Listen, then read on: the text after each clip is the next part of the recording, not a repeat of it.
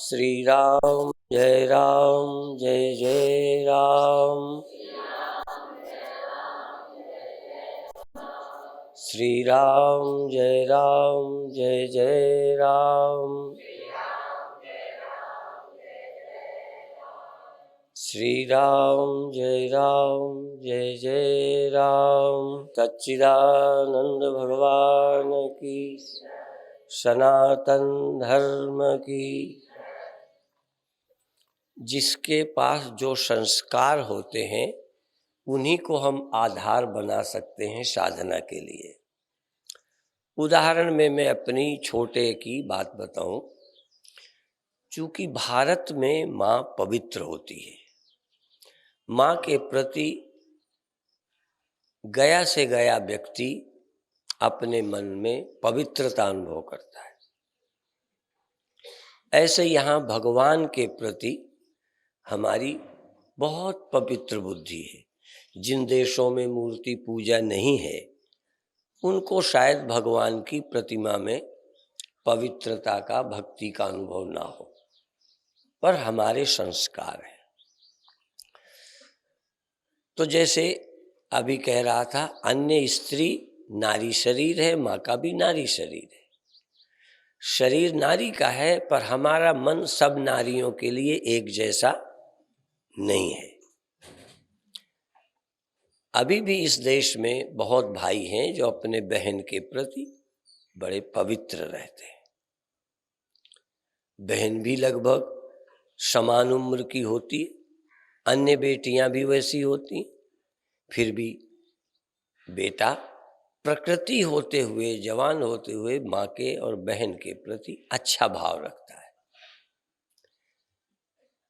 इसीलिए जब निर्विकारता की बात आई तो हमने डिवाइन लाइफ सोसाइटी की पुस्तक ब्रह्मचर्य ही जीवन है, ये पुस्तक पढ़ी विद्यार्थी जीवन में, और उसमें एक उदाहरण दिया कि जब किसी नारी के प्रति आपके मन में काम आए तो आंख बंद कर अपनी माँ का स्मरण करो, माँ का चेहरा देखो। तो जिसको आप स्मरण में लाएंगे वैसे ही आपके मन में वाइब्रेशन, विचार, फीलिंग होने लगेगी।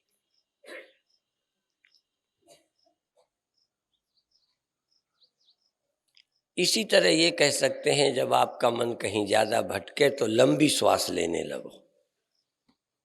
जैसे हिचकी आती हो तो पानी पी लो या प्राणायाम लंबी श्वास लेके रोको तो हिचकी बंद हो जाएगी। क्यों? जो मन हिचकी से जुड़ा है वो प्राणायाम से जुड़ जाएगा। मन को बदलने के लिए इस तरह की विधियां हैं। मन सहज संसार में जाता रहा है, वही स्मरण आते हैं। तो उस स्मरण को भगवान के नाम से जोड़ना, भगवान के रूप से जोड़ना, अपने पूज्य माता पिता का स्मरण करना। यद्यपि साक्षात तत्वतः हमारी समझ में पिता परमात्मा रूप नहीं है, लेकिन फिर भी मेरे पूज्य हैं। पर जिस देश में माता पिता को पूज्य नहीं माना जाता वहां ये उपयोग नहीं हो सकेगा। हमारे देश में ठीक है, हमारे देश में बहन के संस्कार हैं, माँ के संस्कार हैं, गुरु के संस्कार हैं, भगवान के हैं। जब मैं विदेश जाता हूं तो सोचता हूं इनको भगवान के नाम से किसका ध्यान बताऊं। समस्या आती है क्योंकि उनके यहाँ शरीरधारी कोई भगवान माना ही नहीं। तो अब हम कहें राम का ध्यान करो, कृष्ण का ध्यान करो, भगवान का ध्यान करो, तो सोचता हूं ये भगवान किसको मानते होंगे। अभी तक मैं ज्यादा गहरा नहीं हो सका, ध्यान तो वहां भी कराता हूं। मुझे सोचना पड़ता है कि इनको किसका ध्यान बताऊं, और कम से कम जिसका ध्यान बताऊं उसे ये भगवान मानते हो। हम लोग तो गाय की पूजा करते हैं, गाय की आरती करते हैं, भगवान कृष्ण गाय चराते हैं, गाय को लात नहीं मारते, गाय को जूठा नहीं देते थे। यद्यपि मनुष्य मोक्ष की दृष्टि से गाय से आगे है, लेकिन पूज्य अलग चीज है। पूज्य गाय है, ब्राह्मण भी गाय के पैर छूता है, संत भी गाय को हाथ जोड़ते हैं, कृष्ण भगवान गाय की सेवा करते हैं।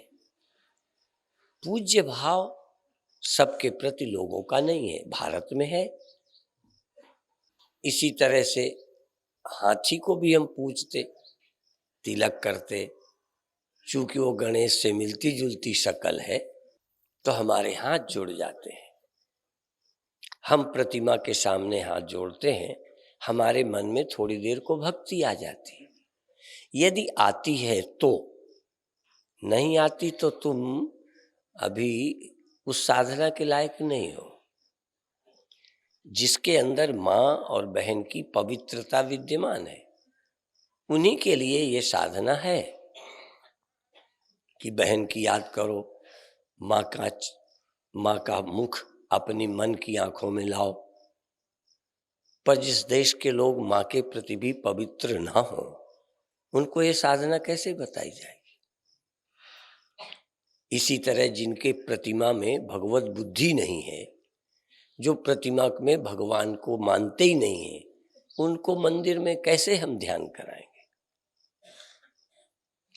इसी तरह कई लोग विदेशी भगवा को एक फैशन समझते। भगवे कपड़े पहनना ये कोई फैशन नहीं है। लाल कपड़े का मतलब आज से हम ऐसा जीवन जिएंगे, ऐसे 3 धागे गले में डालने का मतलब कोई फैशन नहीं है। ये यज्ञोपवीत डालने का मतलब आज से यह आचरण हम करेंगे, ये आचरण नहीं करेंगे, यह नहीं खाएंगे। इसी तरह कर्मकांड में यदि घी ऐसे डालना है, तिल जौ चावल इस मात्रा में डालना है, ये नहीं कि चाहे जैसे डालना है, चाहे जैसे फेंकना है, आग में तो फेंकना है। बहुत विधि है। इन उंगलियों से ही आहुति डालना विधि। इसीलिए इसको छूना, भगवान की प्रतिमा का चरण स्पर्श करना, भगवत बुद्धि से करना, प्रतिमा बुद्धि से नहीं, भगवत बुद्धि से करना। जब हम माँ का स्मरण करते हैं तो नारी होते हुए माँ का करते हैं, केवल नारी का नहीं। नारी के साथ में वो मेरी माँ है, सकल प्रतिमा की होते हुए वो मेरे भगवान है। जब हम नाम जपते हैं तो भगवान का नाम जपते हैं। जिसकी याद करते हो वैसे ही आपके मन में वाइब्रेशन, विचार उठते हैं। इसलिए किसकी याद करने से मेरे अंदर अच्छे वाइब्रेशन होते हैं, नहीं होते तो करके देखो। मंदिर जाते आपका दिव्य भाव बनता है। हम वरदान लेने जाएं ये एक है, वो सकाम उपासना है। हम भगवान के मंदिर में कुछ वरदान मांगने नहीं जाएं, हम तो अपने मन को दिव्य बनाने जाएं, भक्ति प्राप्त करने जाएं, हम अपने मन को शुद्ध करने जाएं। जब हम किसी अन्य स्त्री के बजाय माँ का स्मरण करते हैं तो किस लिए? कि रुपए मिल जाए, मकान मिल जाए। हम किसी नारी के प्रति जो विकारी होते हैं, उस मन को ठीक करने के लिए माँ की याद करते हैं, अपनी चित्त शुद्धि के लिए, ना कि कोई और फल पाना है। जब हम मंत्र जपते हैं तो मन को दिव्य बनाने के लिए।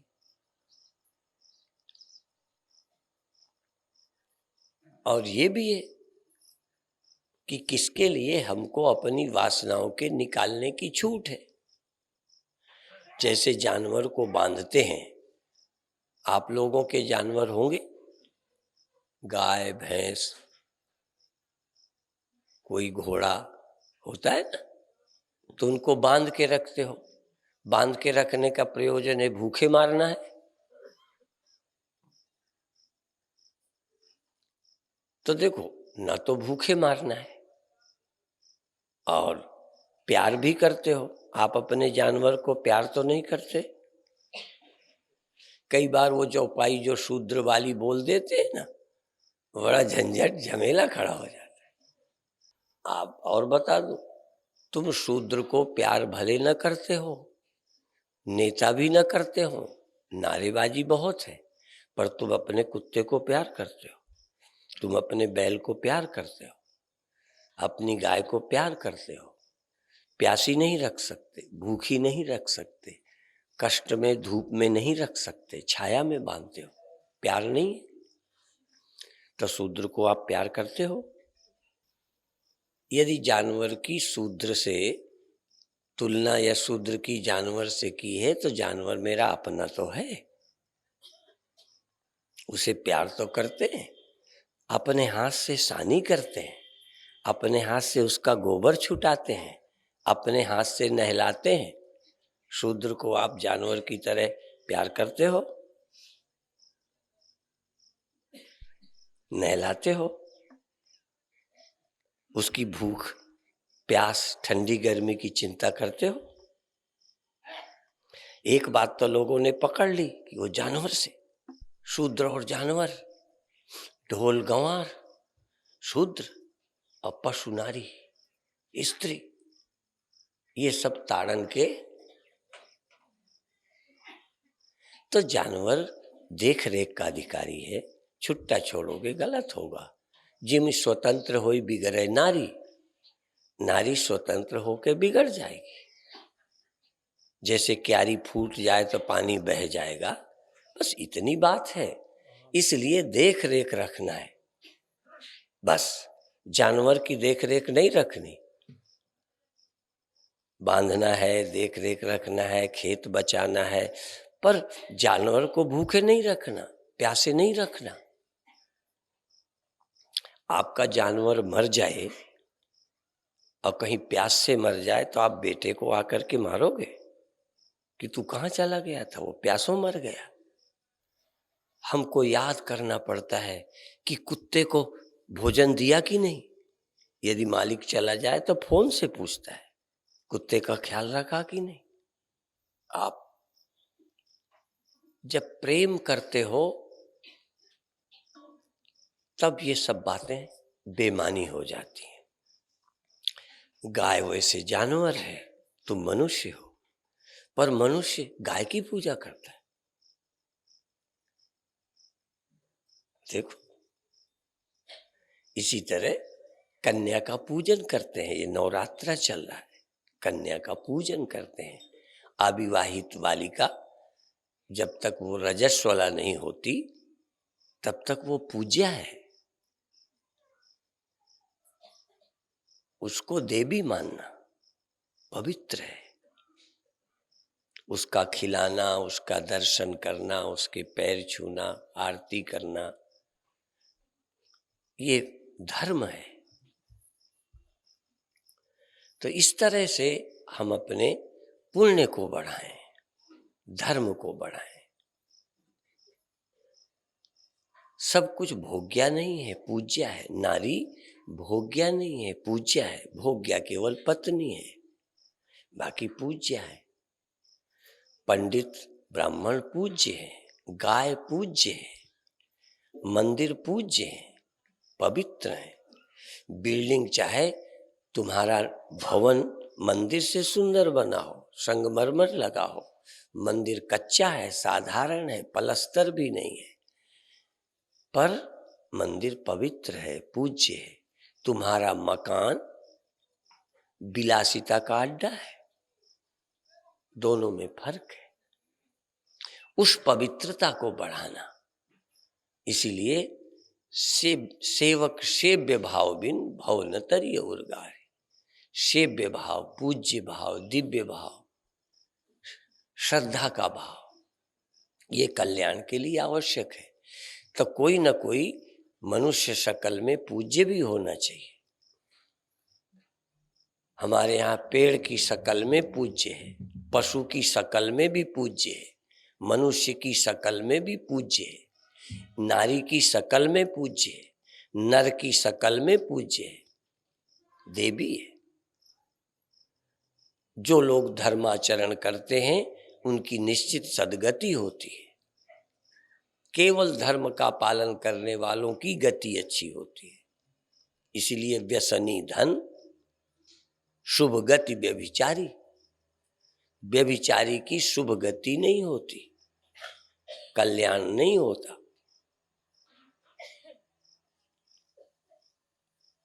और जो विवाह करता है वो व्यभिचारी नहीं है, ये ध्यान रखना, वो पाप नहीं है।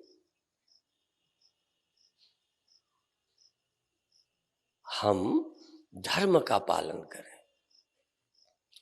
अर्थ, काम, धर्म, मोक्ष। धर्म के बाद मोक्ष का नंबर है। आज हम सब लोग धर्म विहीन हो गए। वर्ण आश्रम व्यवस्था चरमरा गई।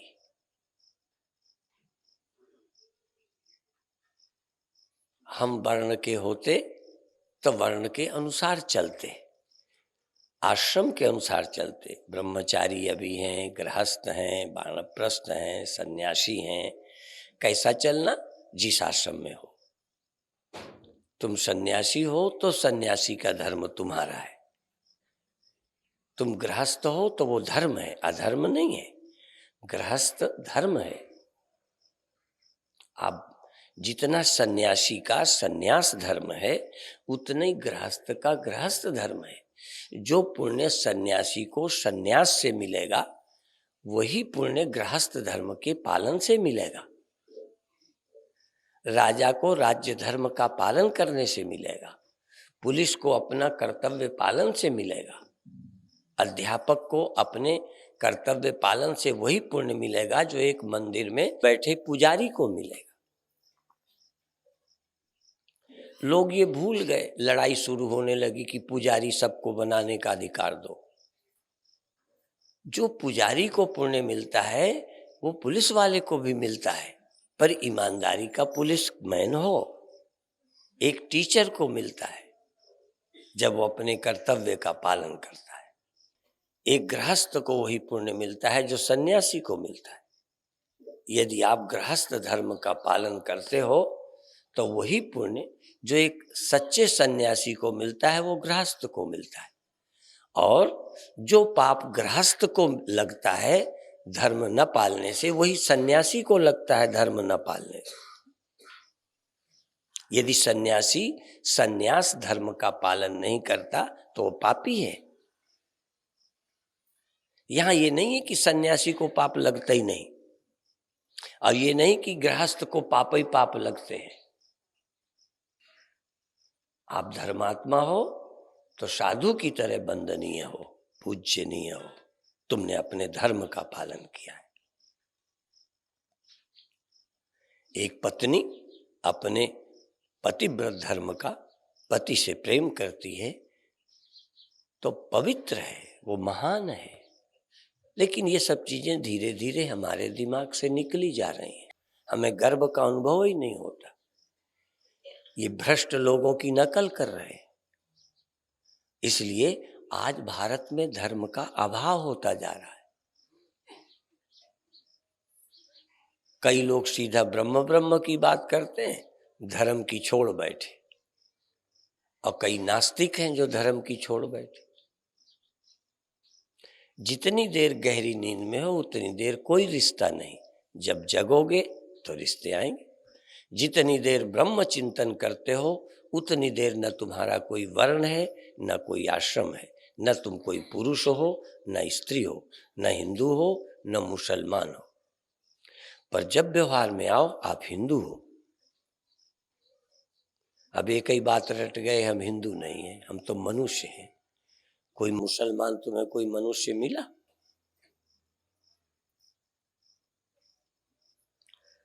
एक लड़की कहती है किसी अन्य कास्ट में शादी कर रही थी तो माता पिता ने मेरे पास भेजा।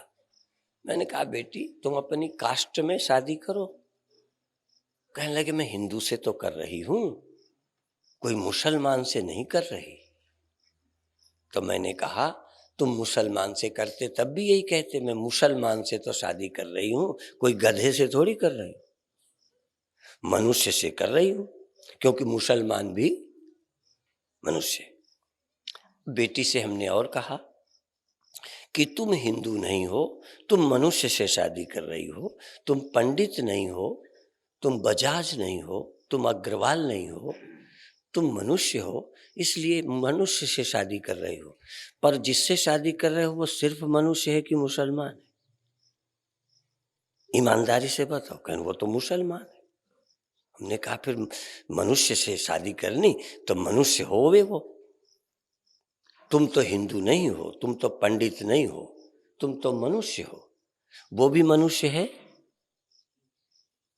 वो कह सकता है कि मैं सिर्फ मनुष्य हूं? वो कहेगा मैं तो मुसलमान हूं। तो ये हिंदू अकेला ही है जो वर्ण छोड़ दिया, आश्रम छोड़ दिया, जाति छोड़ दी, धर्म छोड़ दिया, सिर्फ इंसान होने को तैयार है। पर दुनिया में और कोई इंसान होने को तैयार नहीं है, बात चाहे कहता हो।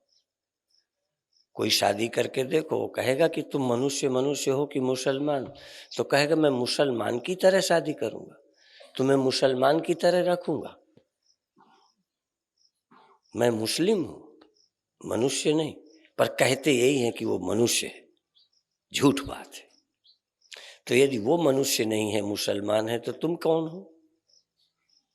बोलो, हिंदू हो, तुम्हें कहाँ शादी करनी चाहिए?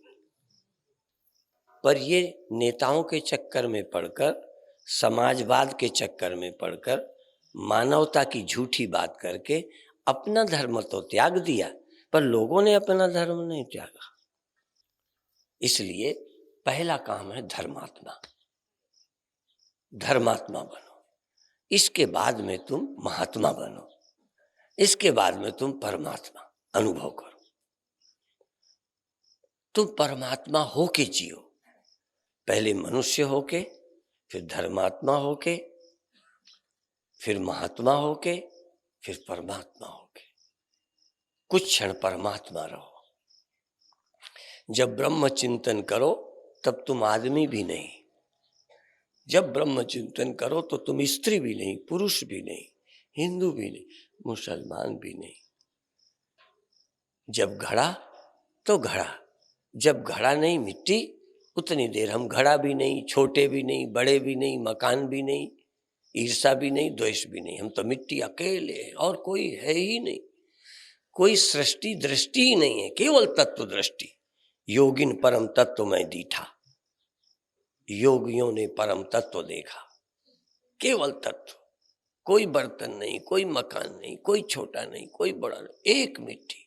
ऐसे ब्रह्म ही वेदम सर्वम, केवल ब्रह्म, केवल ब्रह्म। और तो एक मिनट भी अभी नहीं देख पाते केवल ब्रह्म।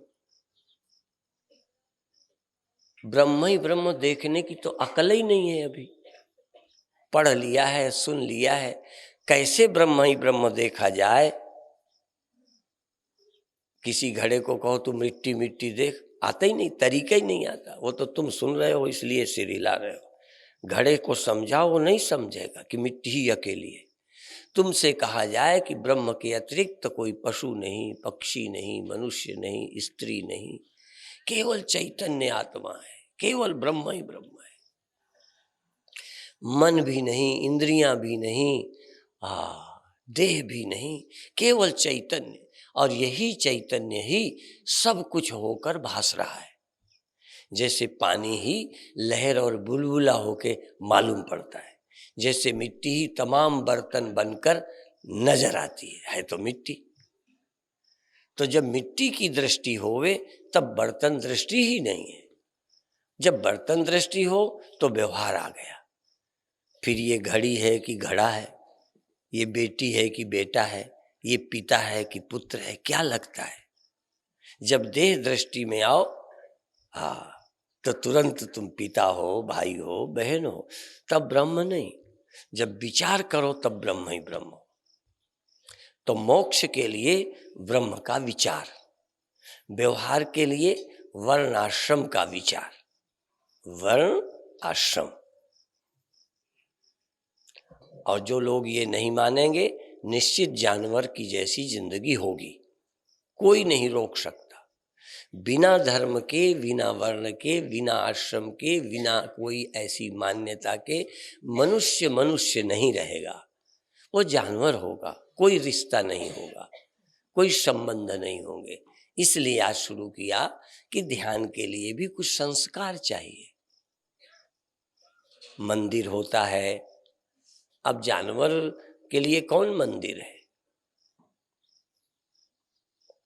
जानवर यदि मंदिर में जाएगा, वर्षा हो रही होगी तो वहां भी बैठेगा, जैसे कहीं छाया में बैठ जाता है। वो इतना ही सुख जानता है। वर्षा में मंदिर में जाकर पानी की वर्षा से बचेगा। धूप तेज है तो मंदिर की छाया में बैठ जाएगा, छाया का सुख जानेगा। मंदिर के बैठने का आनंद जानवर, ऐसे ही स्नान करते में ठंडा, गर्मी से तपा नदी में स्नान का आनंद जानवर जानेगा, मछली जानेगी, उसका आनंद है। लेकिन गंगा में स्नान का पुण्य केवल मनुष्य जानेगा, वो भी भारतीय मनुष्य जानेगा, हिंदू जानेगा। जिसके संस्कार हैं वही गंगा की पवित्रता का अनुभव करता है। तो तुम भारतीय हो, तुम हिंदू हो, तुम हिंदू संस्कृति में जियो। फिर जो हिंदू संस्कृति, वैदिक संस्कृति श्रुति परंपरा से चलता है, शास्त्र के अनुसार जीता है, फिर उसकी मुक्ति बहुत आसान है। एक बार बताना पड़ेगा कि व्यवहार में तुम हिंदू हो, पंडित हो, पति हो, पत्नी हो, भाई हो, पिता हो, और सब कुछ हो, पर तुम हृदय में भगवान के भक्त हो। और गहरे जाओ तो भगवान नहीं हो। इसीलिए हनुमान जी की ये लोकोक्ति, हनुमान जी ने राम को कहा, देह दृष्टया तु दासोहम, देह दृष्टि से आपका मैं दास हूं। जैसे आप यहाँ हो, कोई पूछे तो कहोगे देह दृष्टि से आप मेरे गुरु हो, हम आपके शिष्य हैं। जीव दृष्टि से, अंतःकरण दृष्टि से, आप मुझे ज्ञान देने वाले, मैंने ज्ञान लेना है। आप मेरे को संस्कार देने वाले हैं, दिशा देने वाले हैं, मार्गदर्शक हैं। मैं आपके पीछे चल रहा हूँ, आपके अनुयायी हूँ। जैसा जैसा आप बताते हैं वैसा मैं जीता हूँ। देह तो एक जैसा है, पर संस्कार गुरु से प्राप्त करना। और अंत में वस्तु तस्तु में वाहम, शरीर और मन के पार चले जाओ तो जो चेतन गुरु है वही शिष्य है, एक ही जैसा है। यदि मन से रहित होकर जागोगे तो वहां चैतन्य में कोई फर्क नहीं है, जरा भी फर्क नहीं। तो अब आज क्या करना है? सार क्या है? आपका कोई भगवान है जिसको आप भगवान मानते हो? जैसे आपकी कोई माँ है, मैं नहीं कहता आपकी माँ सबकी माँ है, आपकी माँ है ना। आप अपनी माँ का ध्यान करो, पर तुम्हारी माँ का ध्यान तुम्हारा पिता नहीं करेगा। जिसके ध्यान से तुम्हें पवित्रता मिलती है, उसी की याद में पिता को काम आता है। क्योंकि तुम्हारी पिता की वो माँ नहीं है, मेरी माँ है। तो नास्तिक का भगवान नहीं है, मेरा भगवान है। हम ये ठेका थोड़ी लिए हैं कि मेरा भगवान तेरा भी होवे, मेरा पिता तेरा भी होवे, मेरी बहन तेरी भी बहन होवे। जरूरी नहीं है। मेरी बहन उसकी पत्नी है, तुम्हारी बहन किसी की पत्नी तो नहीं है। अब तुम कहो मेरी बहन को तुम भी बहन मानो, नहीं तो तुम्हारी हम मरम्मत करेंगे। तुम मेरी बहन को बहन क्यों नहीं मानते? धर्म का मतलब है जिसका जो लगता है। तो राम तुम्हारे भगवान है, कृष्ण तुम्हारे, मुसलमान के भगवान नहीं। अब वो न माने तो तुम कहो हम भी न मानेंगे। अब तुम्हारा पिता तुम्हारी माँ को माँ नहीं मानता तो तुम मानना बंद कर दोगे। जब पिता नहीं मानता माँ तो तुम क्यों मानो? तर्क करोगे। तो तुम्हारे धर्म को कोई नहीं मानता, मरे।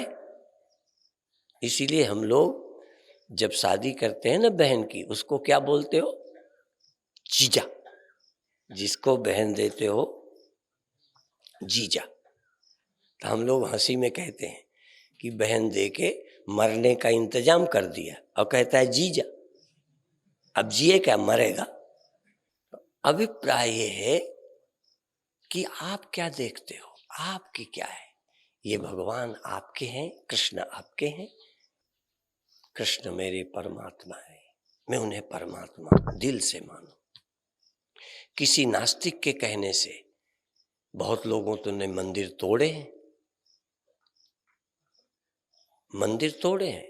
वो उनका भगवान नहीं है, यद्यपि ये उनकी ज्यादती है। वो भगवान न मानते, वो खुद न पूजते, पर मंदिर तोड़ने का अधिकार उन्हें नहीं था। तुमको हक नहीं है।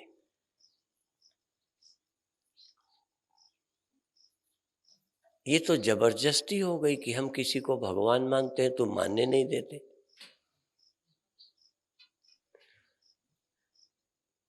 हम प्रतिमा को भगवान की प्रतिमा मानते हैं।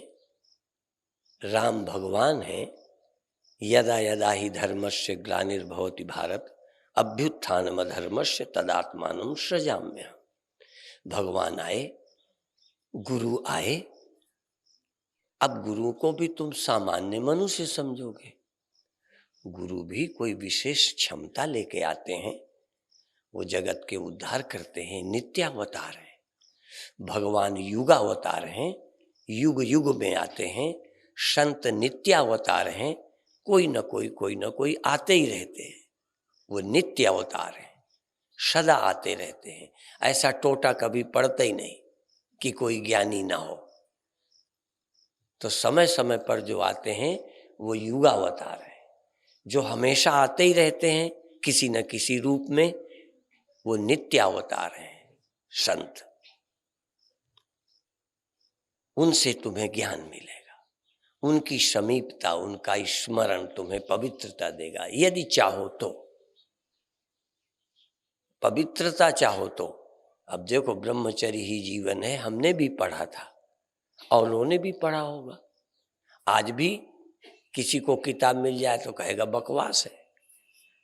किसी लड़की को हम माँ क्यों समझें, किसी लड़की को हम बहन क्यों समझें? ये तो सारी लड़कियां हमारे लिए भोगने की सामग्री है। कई मजहबों के हिसाब से स्त्रियां नियामत है, भगवान ने दी हैं, खूब इस्तेमाल करो। आपको भगवान ने भोजन दिया है तो सारा आज ही खराब कर दोगे। कई बार हम जानवर को भी सारी घास नहीं खराब करने देते। यदि छोड़ दें तो 4 दिन में पूरा घास का मैदान खराब कर देंगे, कल भूखों मरेंगे। इसलिए व्यवस्थित जानवर को दिया जाता है। कोई जानवर के पास अकल नहीं है, वहीं पेशाब करेगा, वहीं गोबर कर देगा, वहीं चरेगा। कल फिर वो गोबर जहाँ करेगा वो घास खाने लायक नहीं रहेगी। तो जानवर से मनुष्य जैसी आशा नहीं करनी चाहिए। तो आप भारतीय हो, आप सनातन धर्मी हो, आप वैदिक हिंदू हो, आर्य हो, आपको आर्यों की तरह जीना चाहिए। आर्यों का ये चरित्र है। ये तो मत कहना कि वो ऐसा क्यों नहीं जीता, तुम आर्य हो। अब ब्राह्मण को ऐसे जीना, अब दूसरे को तुम कहो हमारी तरह तुम जियो, उसको दूसरे ढंग से जीना है, क्षत्रिय को दूसरे ढंग से जीना है। जब राक्षस सताने लगे तो राम को बुलाया, क्योंकि ये क्षत्रिय का काम है बदमाशों से निपटने का। बाबा जी का, मुनि का काम नहीं है।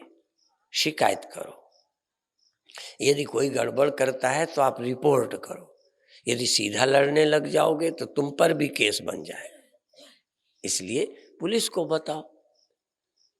तो जो सताने लगे तो मुनि ने राम को बुलाया कि भाई आप राजा हो, आपका दायित्व है, हमारे पर अन्याय न होवे, जुर्म न होवे, ये ख्याल तुम करो, तुम राजा हो। इस तरह से सब काम सबको नहीं, क्षमता होने पर भी सबको सब काम नहीं। धर्म कुछ कहता है, क्षमता होने पर भी आप जवान हैं पर ये आपकी पत्नी नहीं है, एक और क्षमता है हम में, तो हमको धर्म पूर्वक चलना चाहिए। इस नवरात्रि के पावन पर्व पर हमें अपने धर्म की प्रेरणा लेनी चाहिए। बेटियां पवित्र होती हैं, जब तक रजस्वला नहीं होती, मासिक नहीं होता, वो परम पवित्र है। उसके बाद उसका विवाह करना होता है। अब जो बूढ़ी तक बिठाए रखते हैं, चरित्र की आशा करना ये भी ठीक नहीं है, क्योंकि उसके बाद उनके मन में विकार आने लगता है। इसलिए उसको दिशा देना चाहिए। शादी करना, किसी के संरक्षण में रखना, स्वतंत्र नहीं छोड़ना। अब ये है, अब आज कहेंगे हमें स्वतंत्रता नहीं है। आज नारी की स्वतंत्रता की बात होती है। अब नारी की स्वतंत्रता, रामायण में तो ये कह दिया, जिमी स्वतंत्र होई बिगड़े नारी। और जो स्वतंत्रता की बात करते हैं, मैं दावे से कहता हूं ज्यादा स्वतंत्र नारी पुरानी जैसी नारी हो ही नहीं, रही नहीं होगी। तुम मानो या न मानो,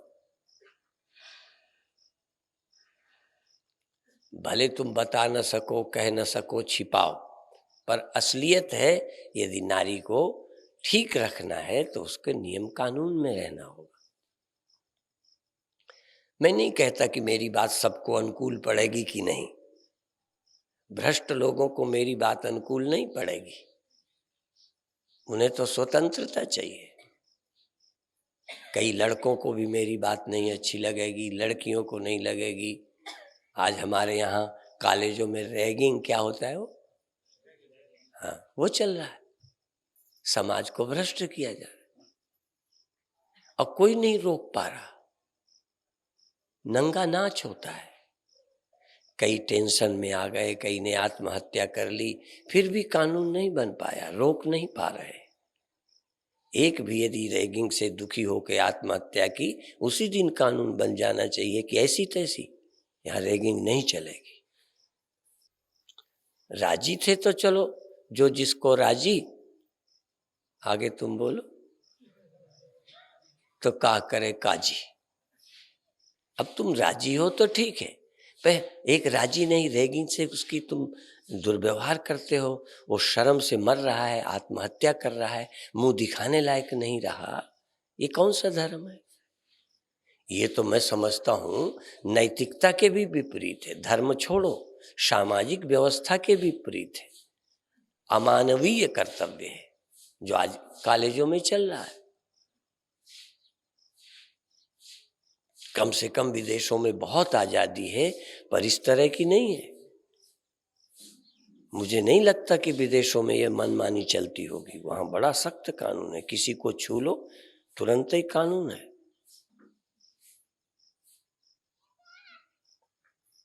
भारत एक तरफ से जहां महान है, इस मामले में बड़ा निकम्मा हो गया है। अब आप परमात्मा का चिंतन करें, आप अपने हृदय में आराध्य को बिठाएं, जो भी आपका आराध्य देवता हो। सचमुच एक बार अपने मन को लाओ कि मेरे इष्ट मेरे हृदय में विराजमान हो, मेरे जीवन का मार्गदर्शन मेरे इष्ट करें। दिखते हैं तो हृदय में बिठाओ, देखते हैं तो हृदय में बैठे ही हैं, दो हैं। दिखाई देने वाले को हृदय में बिठाओ, पवित्रता मिलेगी, बल मिलेगा, हाँ शक्ति मिलेगी। या देवी सर्वभूतेषु शक्ति रूपेण संस्थिता नमस्तस्यै नमस्तस्यै नमस्तस्यै नमो नमः। यदि तुम्हारे आराध्य दिखते हैं तो मन में उन्हें बिठाओ, उनकी शक्ल, उनके गुण, उनकी शक्ति, उनकी भक्ति। और यदि दिखाई नहीं देते तो देखते हैं, वो जानते हैं, तुम्हारे मन के साक्षी हैं। को देवः यो मनः साक्षी। वह परमात्मा तुम्हें देख रहा है, तुम उसे क्या देखोगे? तुम उसे देख नहीं सकते, सिर्फ विश्वास करो कि वो तुम्हें देख रहे हैं। स्मरण करो कि तुम्हारा मन जहाँ है उनसे छिपा नहीं है, जो सोचता है उनसे छिपा नहीं है। वो देख रहे हैं, तुम्हारे मन को जान रहे हैं। तुम्हारे मन में क्या है, तुम्हारे हृदय में क्या विराजमान है, किसका स्मरण कर रहे हो, क्या विचार चल रहे हैं, परमात्मा से छिपे नहीं है। साकार भी परमात्मा, निराकार भी परमात्मा। जो दिखाई दे रहे हैं वो भी परमात्मा है। राम भगवान है, कृष्ण भगवान है, शिव भगवान है, विष्णु भगवान है, देवी आराध्या परम शक्ति तुम्हारे हृदय में विराजमान है। इस सारे गुणों का संचालन करने वाली आद्या शक्ति, जिनके आज व्रत चल रहे हैं, नवरात्रे चल रहे हैं, वो तुम्हारे गुणों के रूप में, मन के रूप में, इंद्रियों के रूप में, भूख के रूप में, भक्ति के रूप में, श्रद्धा के रूप में, क्रोध के रूप में, काम के रूप में भी विद्यमान है। तुम्हारे अंदर काम, क्रोध, ये देवी ही विराजमान है। पर जो काम पवित्र है वो काम देवी का रूप है। वह भूख जो सही भोजन कराने को प्रेरित करती है, वो भूख देवी है। काम देवी है, भूख देवी है, शांति देवी है, क्रोध देवी है, संकल्प शक्ति देवी है।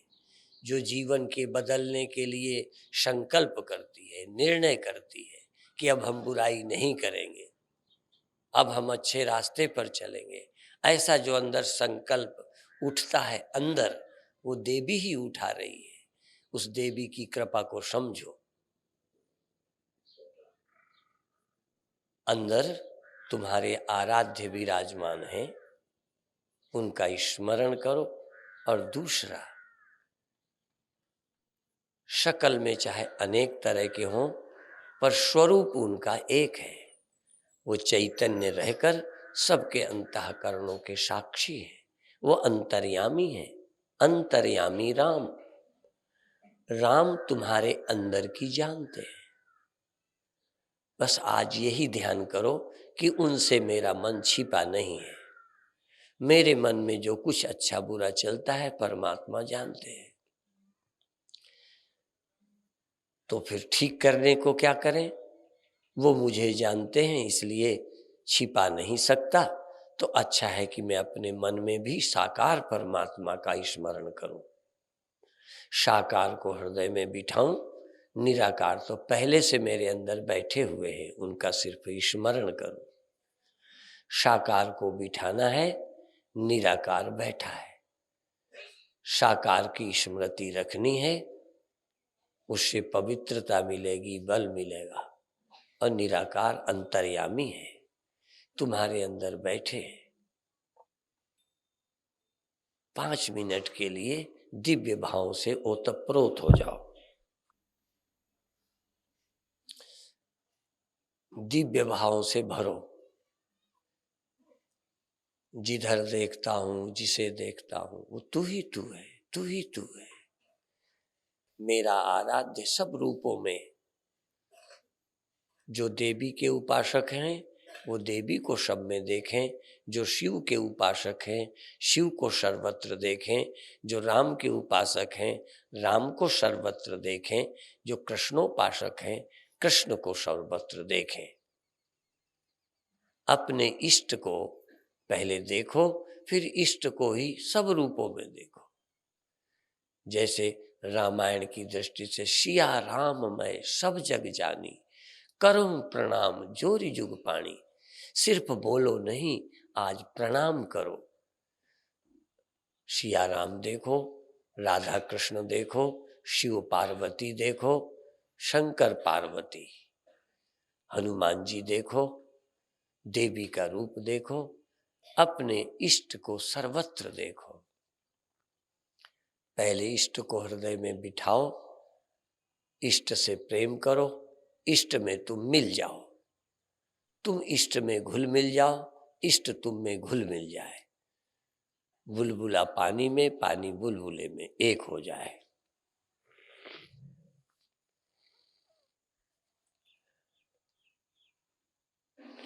बहुत अच्छे। बार बार बार बार बार बार याद करो अपने इष्ट की। एक रूप में याद करो, फिर अनेक रूपों में याद करो। सब रूप उसी ने धारण कर लिए हैं। मेरी परीक्षा करते हैं। प्रभु ने मेरी परीक्षा लेने के लिए अनेक रूप बनाए हैं कि तुम सब रूपों में उसे देख रहे हो या केवल एक रूप में। पहले एक रूप में अपने आराध्य के दर्शन करो, प्रेम करो, भक्ति करो। तुम उसमें मर्ज हो जाओ, तुम उसमें समा जाओ। तू बर्क गिरा मैं जल जाऊं, तेरा हूं तुझी में मिल जाऊं। मैं तेरा तुझी में मिल जाऊं, तू मुझ में मिल जा, अलग न रहे। तू मुझ में समा जा, मैं तुझ में समा जाऊं। अजब अलौकिक स्वरूप मेरा कि राम मुझ में, मैं राम में हूं। मैं राम हो जाऊं, राम मैं बन जाए। राधा कृष्ण बन जाते हैं, कृष्ण राधा बन जाती है। समझ में नहीं आता कौन राधा कौन कृष्ण। तुम में और भगवान में इतनी नजदीकी, इतनी एकता हो जाए कि तुम राम बन जाओ, राम तुम हो जाओ। तुम में राम में भिन्नता न रहे, दूरी न रहे, देरी न रहे, अलगाव न रहे। जैसे मिट्टी ही ढेला बन गई और ढेला ही मिट्टी है, वहां दो नहीं है। ऐसे तुम भगवान में मिल जाओ, एक हो जाओ, मर्ज हो जाओ, समा जाओ। ये मैं मन बन जाए, मन ही चेतन, चेतन ही मन। मन और चेतन भी दो न रह जाए, चेतन में मन समा जाए। मन तू ज्योत स्वरूप है। मन चेतन बन जाए, मन चेतन में लीन हो जाए। मन और चेतन दो न रह जाए और चेतन स्वयं मन बन जाए। चेतन ही मन हो गया, मन ही चेतन हो गया। एक में चेतन मन बन जाए, एक में मन चेतन हो जाए। मन और चेतन दो न रहे। एक समय बुलबुला, एक समय पानी बुलबुला बन जाए, एक समय बुलबुला पानी में मिल जाए। खो जाओ, खो जाओ, खो जाओ, मिल जाओ, मिल जाओ, मिल जाओ, मिल जाओ, मिल जाओ। मन और तुम, मन माने मन, पहले मन को ढूंढो। मन और तुम, मन अर्थात चेतन, मन और तुम माने चेतन, तुम माने मैं और मन। कभी कभी तुम ही मन हो और मन ही तुम हो। हर ही तुम हो, तुम ही हरि हो। हरि तो जगतो नहीं भिन्न तनु। तुम ही मन हो, मन ही तुम हो। तुम और मन दो नहीं है। कभी मन तुम में समा जाए, कभी तुम मन में समा जाओ। कभी तुम खो जाओ, मन हो जाओ। कभी मन खो जाए, मैं रह जाए। कभी लहर खो जाए, जल रह जाए। कभी जल खो जाए, लहर हो जाए। लहर और पानी दो नहीं है। जगत बीची स्वभाव था। जगत रूपी लहरें चैतन्य सागर में स्वाभाविक उठती हैं। मुझ चित सागर में जगत रूपी, मन रूपी, इंद्रियां रूपी लहरें उठती हैं, मिटती हैं।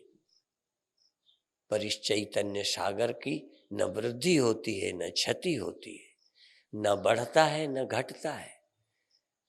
बढ़ता घटता दिखता है, लगता है कितनी लहरें हो जाएं तो भी जलूत नहीं, सब लहरें खो जाएं तब भी जलूत नहीं। मन मिट जाए, मन खो जाए, मन लीन हो जाए, चैतन्य रह जाए, और चैतन्य ही मन बन जाए, इंद्रियां बन जाए, शरीर बन जाए, संसार बन जाए। जैसे स्वप्नों में तुम ही सब कुछ बन जाते हो, जगते हो तो सब खो जाता है। जिसने स्वप्न देखा था वही सत्य था। अभी भी जिसने मन जाना, जिसने तन जाना, जिसने इंद्रियां जानी, ये चैतन्य ही सत्य है, ये चैतन्य ही सत्य वस्तु है। इस चेतन के अलावा सत्य वस्तु और कोई नहीं है। सारी वस्तुएं चेतन का ही रूप है। ये सारा संसार चिद विलास है, ये जग चिद विलास। पर बूझत बूझत बूझे, कोई बूझते बूझते समझ पाता है कि ये जग चेतन का विलास है। चैतन्य के अलावा कुछ है ही नहीं। तुम्हें लगता है ये मन है, ये दुनिया है, ये संसार है। स्वप्न में क्या था?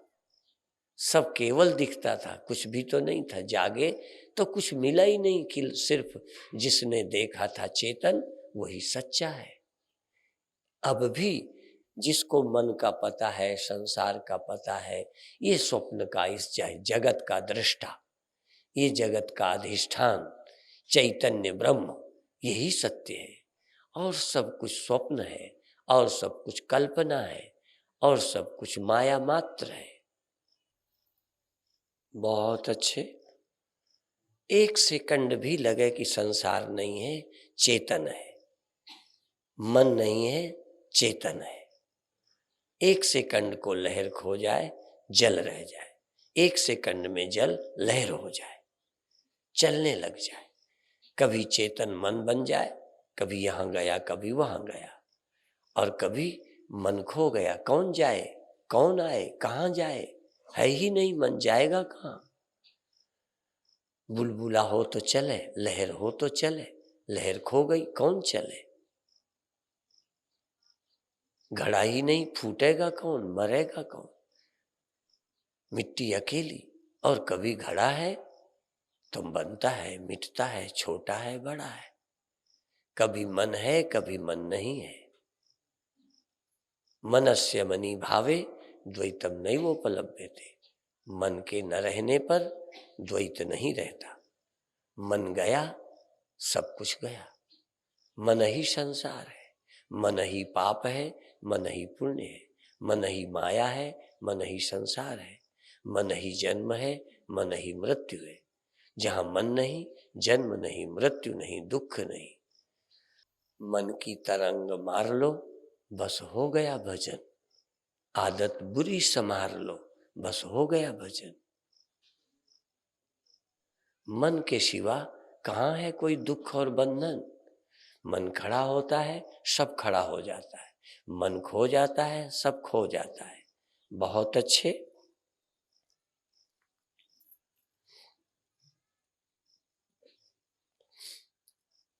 दो मिनट के बाद छुट्टी।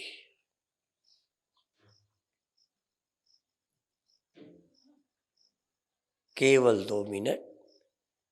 एक बार मन को खड़ा करो, सब कुछ खड़ा करो। एक सेकंड को चेतन साक्षी रह गया, सब खो गया। देर तक नहीं, थोड़ी देर। क्षणम ब्रह्माहमस्मीति या कुर्याद आत्मचिंतनम।